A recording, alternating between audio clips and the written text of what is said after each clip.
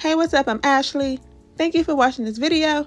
And today we're going to be talking about Dickinson, Season 3, Episode 4. So let's get started. We see Emily reading a book by Walt Whitman titled Leaves of Grass, and we see her wandering off into this world where she meets Walt Whitman in New York at this war hospital. He has a lot of personality, let's just leave it at that. And while she's there, she also meets this author named Louisa, who says she's there for literary inspiration. But in this world that Emily wandered off in, Whitman is there to help Emily become a better poet. So to help with that, Walt Whitman takes Emily to this bar, and it looks like it's an LGBTQ plus bar. It looks like they was having so much fun, and I was trying to be up in there too. These Dickinson episodes sure do know how to throw a party. But while they were at this bar, Walt tells Emily that everything is about sex. So tell me, who lights your fire? What turns you on? Who sets your soul ablaze? And at first, Emily was like, I don't know, stuttering.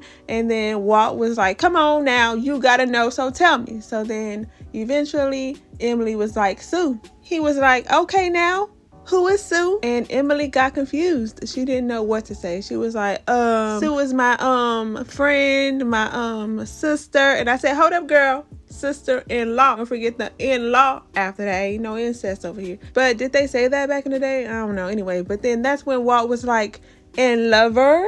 And she told him yeah. So he told Emily to scream out loud that she loves Sue. And that's what she did. She screamed it so loud that the whole bar heard her. And I'm here for it. I've been waiting for something like this. I want more Sue and Emily, and I wish we would have got it in this episode, but her screaming it out loud like this and admitting it, I'm good with just that for now. But next episode, I want to see some lip locking. Come on now, this is the last season. Give me more and more. So then after that beautiful moment, this lady comes up to Emily and asks her to dance. So Emily, this lady, and Walt go to the dance floor and they start dancing for their life. But this whole experience with Emily reading this book and wandering off into this world has helped Emily become a better poet. Hence the title of this episode, This Is My Letter to the World, where it solidifies Emily's love for Sue. And I couldn't be more happier and prouder. But now we're going to move on to Henry. And Henry had a job interview with this man, Colonel Thomas Wentworth Higginson. And this man, Thomas, reminds me of, white people who inadvertently and purposely put themselves into these conversations about systemic racism. But you can kind of tell that he has good intentions, and he wants to prove to President Lincoln that black regiments can fight on the same battlefield as white regiments. So Thomas wants Henry to teach the black regiments how to read and write. He thinks once he does that it will prove to Lincoln that the black regiments and white regiments can fight on the same battlefield as one. And all this is racist, but then we see the regiment that Henry will be teaching. And this was one of my favorite parts of the episode. I loved their conversation. They started clowning Henry on the way he speaks and making fun of him because he's from Massachusetts, and how the word Massachusetts has the word massa in it. If you know, you know. But Henry tells him that he's there to help them learn how to read and write. And when he told them that, they was like, hold up now. What about our uniforms? Can we get some weapons? And can we get some better food? And when they said food, I said, hold up now. What they got them eating?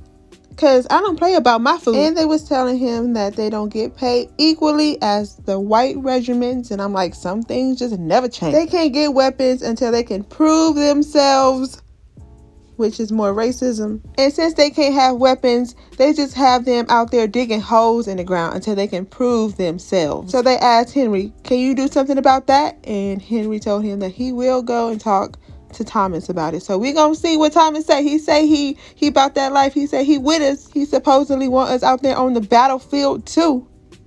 So we gonna see what he got to say about that. But we also see Betty getting told that she still doesn't have a letter from Henry while she was outside playing with her daughter, even though Henry did attempt to start writing her a letter. It just didn't get sent out yet. I don't know if this girl gonna ever get a letter. And Austin is still drunk. Let's get this boy some help. in this last season. Sue was telling him to be quiet before he wake up the baby, and Austin's looking at the baby and he's like, he is pretty cute, huh? You can tell just by looking at him that he's a Dickinson. And that's when Sue was like, you doubted that? Which we know that he did. And he's telling Sue that she needs to trust him more, trust his instincts, because he can be a good father. And Sue's like, from my experience, good fathers just stay out the way. Austin started singing to the baby and Sue's like, be quiet. You gonna wake up the baby. Are you drunk? Because you always sing when you drunk. I hope our baby doesn't inherit all of your traits. This is not an ideal couple. This is not couple goals. I feel sorry for Sue. She is stuck in this with this man with her gay self.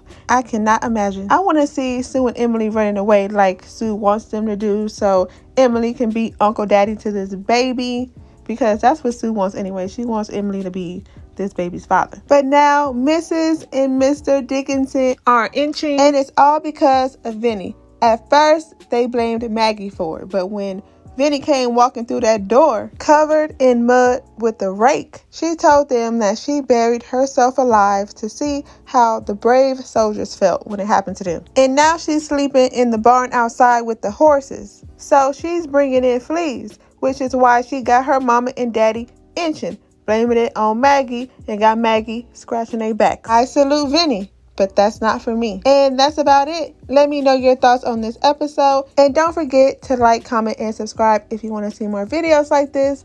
Thank you for watching this video, and I'll see you in my next one.